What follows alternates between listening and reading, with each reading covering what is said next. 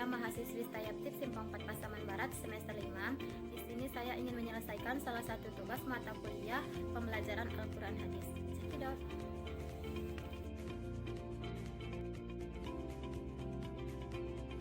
Assalamualaikum warahmatullahi wabarakatuh. Selamat pagi anak-anak ibu semuanya. Bagaimana kabarnya hari ini?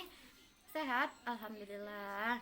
Baik, sebelum kita memulai pembelajaran, alangkah baiknya kita berdoa terlebih dahulu. Berdoa dimulai. Berdoa selesai. Baik, ibu akan absen dulu ya. Ana Safitri, hadir. Laila Safitri, hadir. Ari Setiadi, hadir. Bensiki Bunga, hadir. Putri Rohani, hadir. Maisaroh, kemana Maisaroh? Sakit? Sakit apa Maisaroh nak? Putri Rohani dekat rumahnya sama Maisaroh kan? Ibu titip salam sama Maisaroh ya Putri. Semoga cepat sembuh biar bisa mengikuti pelajaran seperti biasanya. Baik, ibu mau lihat dulu udah pada bisa, kira-kira udah bisa dimulai atau belum ya mata pelajaran kita hari ini. Najib, bagusin pecinya dulu nak, miring dari sini bu, nggak enak liatnya kan. Dah, baik, sepertinya sudah bisa kita mulai ya. Baiklah, di sini kita akan memulai materi kita mengenai Al-Quran dan Hadis sebagai pedoman hidup. Yang baca buku tadi malam pasti tahu nih, atau pemikiran sendirilah secara logika lah. Al-Quran itu apa? Najib, kitab suci, ya benar. Bensiki, Al-Quran itu apa nak? Pedoman hidup, ya benar. Laila, ya benar. Semua yang dikatakan anak-anak ibu tadi pendapatnya tuh benar semua. Baik, ibu akan menjelaskan secara rinci mengenai pengertian Al-Quran dan Hadis serta fungsi dari Al-Quran dan Hadis itu sendiri. Al-Quran berasal dari bahasa Arab, yaitu qura'a yaqra'u Qur'anan, yang berarti bacaan.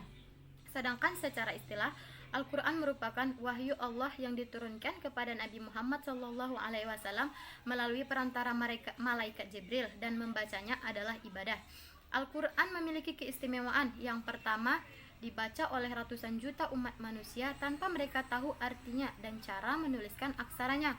Kemudian dalam ayat Al-Quran itu telah diatur cara panjang pendeknya, pengucapan tebal tipisnya, dan etika cara membacanya itu telah diatur di dalam ayat Al-Quran. Kemudian kosakatanya diatur dalam maknanya. Selain Al-Quran, pedoman hidup yang selanjutnya yaitu hadis yang terdapat di dalam Quran surah Ali Imran ayat 31. Mari kita baca bersama-sama. Bismillahirrahmanirrahim. Qul in kuntum tuhibbuni yuhyikumullah wa yaghfir lakum dzunubakum wallahu ghafurur rahim, yang artinya, katakanlah jika kamu benar-benar mencintai Allah, ikutilah aku. Niscaya Allah mengasihi dan mengampuni dosa-dosamu. Allah Maha Pengampun lagi Maha Penyayang. Nah, pedoman hidup yang kedua setelah Al-Quran yaitu hadis. Hadis berasal dari bahasa Arab yaitu hadasa, yang berarti baru, mudah, berita, cerita. Sedangkan menurut istilah, hadis merupakan segala sikap, perbuatan, perkataan Nabi Muhammad SAW yang dijadikan petunjuk, yang dijadikan kebiasaan serta tradisi oleh umat Islam, oleh manusia, umat Muslim terkhusus ya. Kemudian fungsi dari Al-Quran itu adalah sebagai sumber ajaran Islam, sebagai pedoman hidup umat Islam, sebagai petunjuk jalan yang lurus, sebagai informasi dan konfirmasi antara hal-hal yang belum diketahui secara logika atau secara akal. Kemudian sebagai pengontrol dan pengkoreksi terhadap ajaran yang terdapat di dalam kitab sebelumnya seperti Injil, Taurat, Zabur, dan lain sebagainya. Kemudian hadis juga memiliki fungsi. Yang pertama adalah mengukuhkan atau memperkuat hukum di dalam ayat Al-Quran. Kemudian memerinci ayat Al-Quran secara global. Kemudian yang menetapkan hukum yang belum terdapat di dalam Al-Quran. Kemudian yang membatasi keumuman ayat Al-Quran. Nah, di situ tadi sudah ibu jelaskan mengenai pengertian dan fungsi dari Al-Quran dan hadis. Kemudian anak-anak ibu ada yang belum paham atau ingin ditanyakan mengenai yang ibu sampaikan, boleh? Ada yang mau ditanyakan? Tidak ada? Baik, ibu mau anak-anak ibu bagi kelompok, 3 kelompok saja. Setiap kelompok itu mendiskusikan mengenai pengertian dan Al-Quran hadis. Menurut pendapat kelompok itu seperti apa, kemudian disampaikan ke depan, satu orang saja mewakili kesimpulan dari diskusi kelompok tersebut. Ya boleh, kelompok dari Bensiki Bunga Nirwana dulu. Ya betul. Baik. Kemudian Najib, boleh.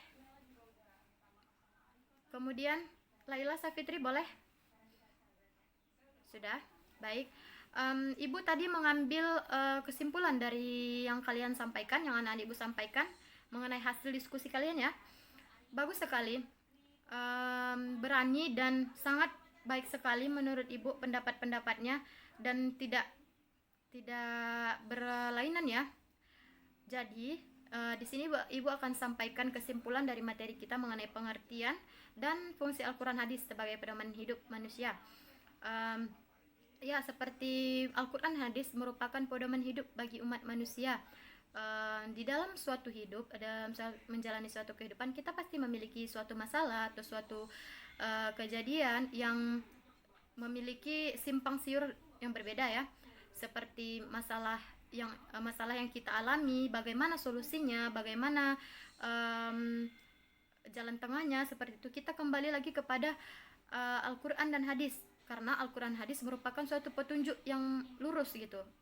Jadi selain memfungsikan Al-Quran dalam kehidupan bermasyarakat, berbangsa dan bernegara, Al-Quran juga merupakan hakim dari segala suatu perkara.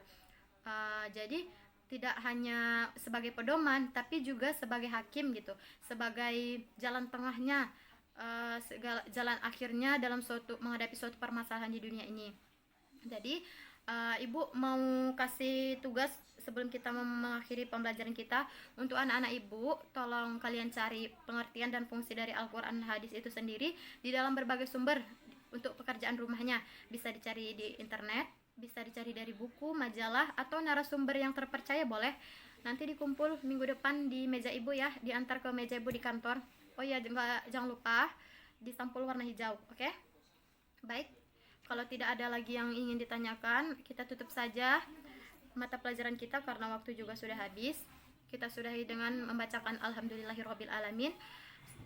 Assalamualaikum warahmatullahi wabarakatuh.